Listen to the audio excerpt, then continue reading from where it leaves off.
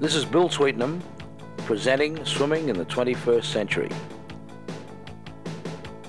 Tape number 3 in the series of 9. This is breaststroke. When teaching of breaststroke, two of the most common faults are the foot turned up or the knee or one knee coming out to the side.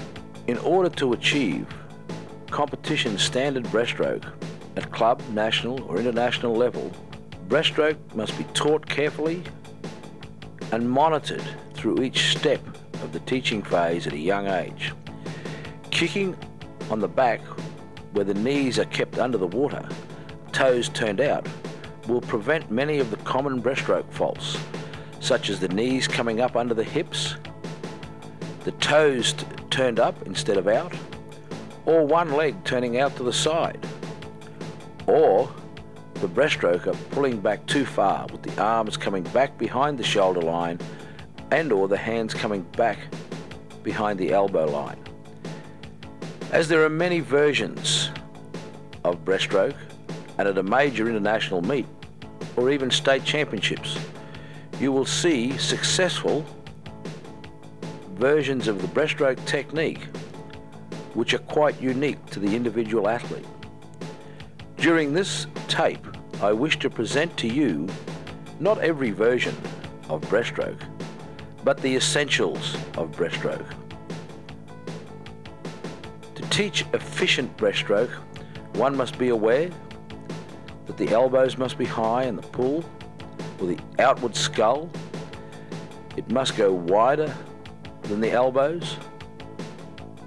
We see many young breaststrokers pulling their hands back or sculling inside their elbow line. We see breaststrokers with poor acceleration of the legs through the full extension of the stroke, or poor hip stability, or poor head position, or as in this swimmer's case, pulling too wide and perhaps back a little too far. This swimmer has a much better streamlined technique, with the hands pulling slightly outside the elbow line and nice streamlined position on the kick forward. Hip stability and hip flexibility play an important role in the ability of an athlete to swim breaststroke, and unfortunately not every swimmer is born or has inherited these techniques. They must have the ability to turn their feet out. They must have strong hip stability. The application of force of the legs or the arms will depend largely on the upper body strength and the lower body strength of the individual, and this will determine different characteristics for the successful teaching and learning of high performance breaststroke technique. Breaststroke is the least efficient of all of the 4 strokes and takes a great amount of skill in order to reach this level of breaststroke. The first progression that I'm going to show you is for senior swimmers. This is a speed progression drill where the athlete is working dolphin kick for hip stability and fast arm turnover underwater so that they learn to keep their elbows high and bring them in quickly on the inward skull to minimize resistance. The athlete then does 16 full squats. The reason for 16 is that this is a male swimmer and it's taken him 16 kicks to reach the end of the pool. He is practicing speed through the full range of the breaststroke technique by pushing himself through the squat position as high off the ground as possible and doing his 16 squats in a simulated 50-meter swim time. The athlete will then dive in and alternate dolphin kick with breaststroke kick on each arm pull. It's important the athlete concentrates, high elbows, a nice outward skull, and a fast, efficient inward skull during the breathing pattern. Here we see a young girl practicing the same skill without fins. Fast, continuous turnover. However, this girl would be well advised to bring her elbows in a little closer and a little tighter as she brings through the inward skull. Fins will help correct that fault, and swimming underwater, of course, should help as well. The athlete will take the line of least resistance, and swimming underwater minimises resistance.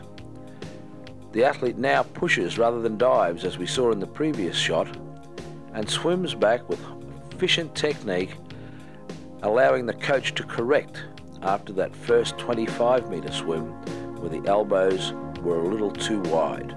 The dolphin kick is to allow good flow-through stroke.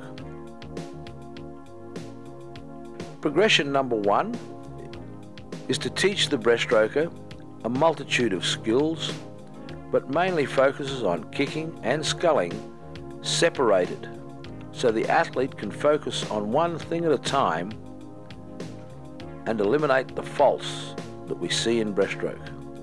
It starts with streamlined kick on the front, timing the breathing position just after the feet squeeze together and the legs start and commence their upward movement or their recovery movement. The second progression, or the second part of the progression, is torpedo or streamlined kick on the back. This athlete has their knees coming out of the water, and we would certainly work to eliminate that. The athlete must learn sculling. A flat wrist scull provides no forward movement. A wrist down scull will provide backward movement. And a wrist up scull, as you can see here, will give the athlete forward movement through the water. Here we see windscreen wiper drill or pressure point drill with the elbows forward of the shoulder, hands forward of the elbows, head position on the water, a pull buoy to support the hips, and the athlete working the inward skull. This again is followed by the 16 squat jumps for males or 18 or 20 squat jumps for girls, but it must be simulated in 50-metre racing time. That is then followed by alternate breaststroke kick and dolphin kick on each stroke, with the athlete being corrected on the right arm movement and right kick movement. It is then followed up again by streamlined kick on the back, trying to reduce the number of kicks per 25 or 50, whichever you or the coach decides to practice this drill at. Then streamlined kick on the front, again trying to improve the timing of the kick, the breathing position, whilst maintaining a nice high hip position and great ankle flexibility and acceleration through the kick. It is followed by a minimum maximum value. That's once you establish the least number of kicks and strokes that you need to do for 50 metres, then that is held and maintained constant, with the athlete trying to swim as fast as they can, that is with the minimum number of strokes and the maximum effort. For instance, the athlete might have 40 seconds for their swim time and 50 strokes that will give them an efficiency reading of 90.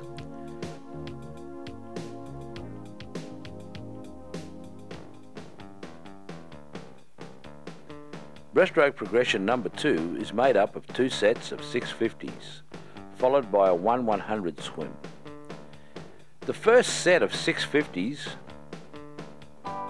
is focusing on the athlete's pull position.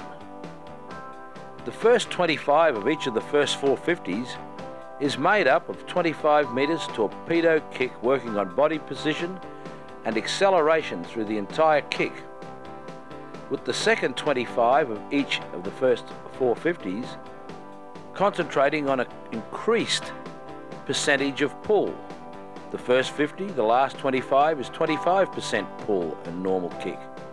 The second 50 is 50% pull on the last 25.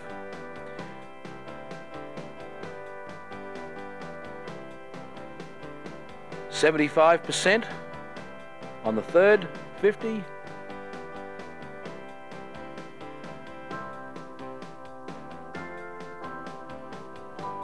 And 100% pull on the fourth 50, concentrating on normal stroke but working on the pull.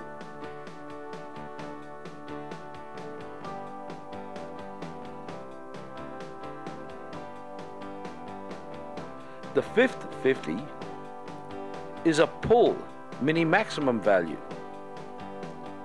with the swimmer working on the required number of pulls per 50, continuous arm movement, outward scull, inward scull, no kick. This value, mini-maximum for pull, will then be compared with the swim mini-maximum, and a comparison can be made to establish the pulling skills of the particular breaststroke athlete after increasing the progression 25, 50, 75, 100% pull through the second 25 of those first 4 50s. The swimmer is now doing a swim mini-maximum value. And this is essential for good control of the breaststroke technique. In breaststroke, of course, a lot of the training has to be split between drills, pull sets and kick sets, and a focus must be maintained on both values. On the second set of 6 50s, the first 25 of the first 4 50s is alternating dolphin kick on the odd strokes with a breaststroke kick on the even strokes, and the second 25 of the first 50 a 4-to-1 ratio. That's 4 kicks underwater with 1 pull on the surface. The second 50 focuses the last 25 of a ratio of 3 kicks to 1 stroke. That is 25 torpedo kick with 3 kicks underwater, concentrating on getting the maximum distance per kick, and then a normal stroke and kick on the surface. The third 50, the first 25 is alternating dolphin kick with breaststroke kick on odd and even strokes, followed by 25 meters of 2 kicks underwater, concentrating on distance per kick with 1 stroke on the surface. This teaches the athlete good streamlining and reduction of resistance through that underwater kicking phase. This alternating breaststroke kick and dolphin kick helps the athlete stabilize hip position. It is followed then on the last of the 4 50s by normal breaststroke. Then, because the second set of 6 50s are focused on kicking and kicking skills, we're going to do 50 meters of kick mini-max value. When this value is achieved, we will be able to compare it with the pull mini-max value from the first set of 6 50s, and of course the swim values mini-max from the first set of 6 and the last set of 6. This will allow the coach and the athlete to establish the kicking, pulling and swimming skills specific to this athlete. And it's a well-noted and accepted fact that in breaststroke swimming, many variances from normal technique must be made to account for the individual attributes of the given athlete. After these 2 sets of 6 50s, the athlete, after adequate rest, then pursues a dive 100 meters maximum effort, going 50 meters torpedo kick, then 50 meters pull.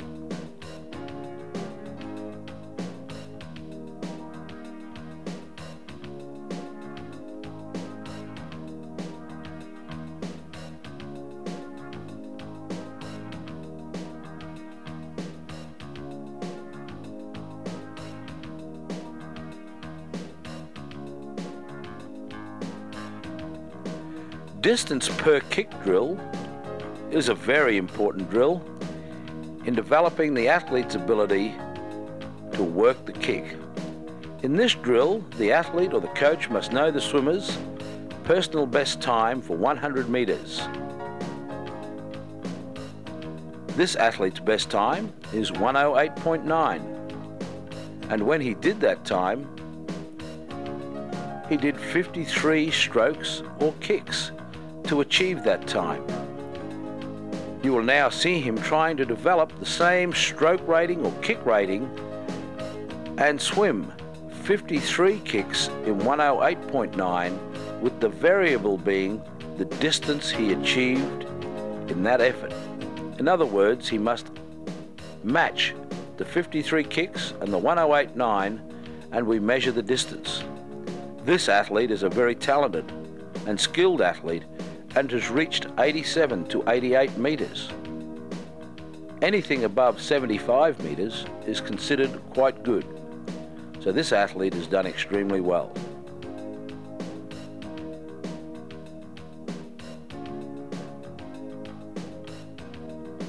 An important drill for breaststrokers, so as to coordinate timing of the stroke and also for the athlete to work on distance per stroke, is lane line breaststroke drill. In a swimming pool with the lane lines at 2.5 metres apart, we see the athlete practicing one stroke per lane line going across the pool. This drill is also called HBH drill, head butt heels, where the tip of the head touches the lane line, then the top of the butt, and then the ankles just tip the lane line as the athlete streamlines underneath. It is important that the heels do not come too high out of the water, and the athlete focuses on streamlining as they glide through under the lane line. This is an excellent drill for developing timing and distance per stroke and the correct body position. Here we see the swimmers practicing kick-pull drill.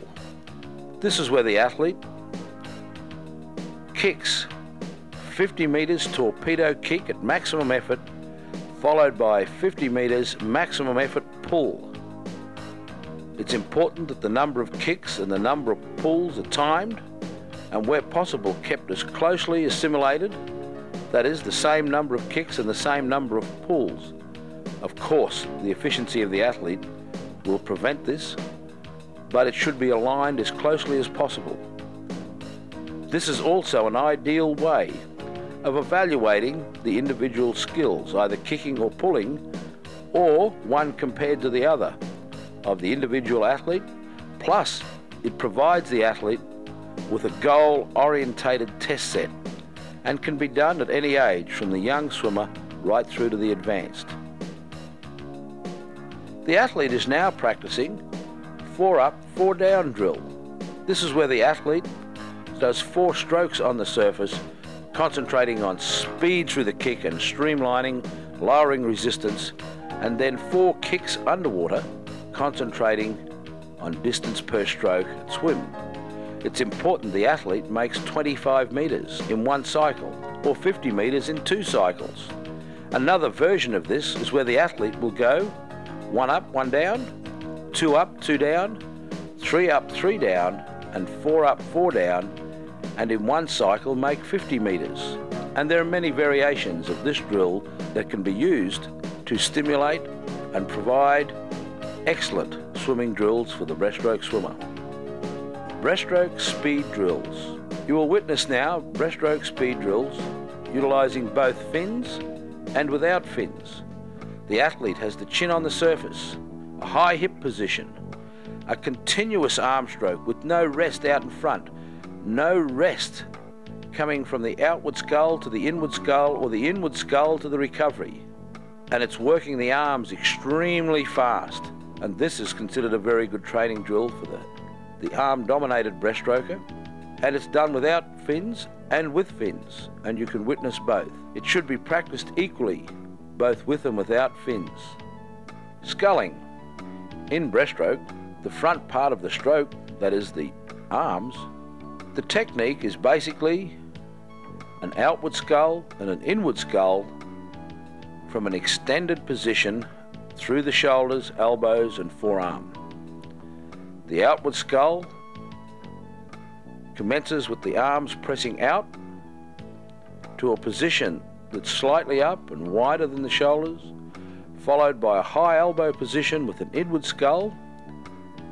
And as you can see here, the athletes practice front sculling with the wrist high, giving them movement through the water, and they practice windscreen wiper sculling or pressure point sculling with the elbows high and forward of the shoulders and the hands or the wrists firm, slightly cocked, and the athlete sculling inwards and outwards, practicing that inward scull that is so important. In breaststroke, great acceleration and speed through the water is gained on the inward scull in breaststroke technique. This is the most important drill and skill that the breaststroke athlete will have to learn and deal with. A streamline kick on the back in torpedo position is an important drill, especially teaching the athlete to have asymmetrical leg movements and teaching the toe out position. For the younger breaststroke swimmers, it can be done with the kickboard, arms extended, chin back, steady hips with the heels coming up to touch the bottom. It can be done with the hands by the side then, as a progression from the kickboard, where the heels come up and touch the hands. But every effort must be made to keep the hips high and the heels coming right up to the butt with great acceleration through the full range of the kick touching together. The athlete can then do this exact same drill on the front, where inclusion of the timing of the breathing pattern can also be included. Of course, the streamline kick on the front with full acceleration of the legs through the whole range of the kick and the heels coming high. Vertical kick with the athlete kicking beside the wall in a torpedo position is also a good way to prevent the athlete bringing the knees up under the hips. Vertical kick in the middle of the pool, starting from a jump position, is another good way of developing great kicking skills for the breaststroke swimmer. It's important that a good choice is made when selecting the most suitable kickboard. You do not want the swimmer, nor does the swimmer want to, lay and be supported too much by a buoyant kickboard. The size and the buoyancy of the kickboard will be determined by the age of the athlete. To develop great skills in breaststroke, it will require constant supervision from the coach and a willingness to learn from the athlete, and the preparedness of both the coach and the athlete to look at the individual attributes of the swimmer. Upper body strength versus lower body strength, upper body flexibility versus lower body flexibility. And remember that breaststroke is the key essential in developing medley swimmers. And it's a good guide that every swimmer at the age of 12 or 13 develops great medley skills so that they learn efficiency in all 4 strokes over a 200 medley, which enhances their aerobic capability.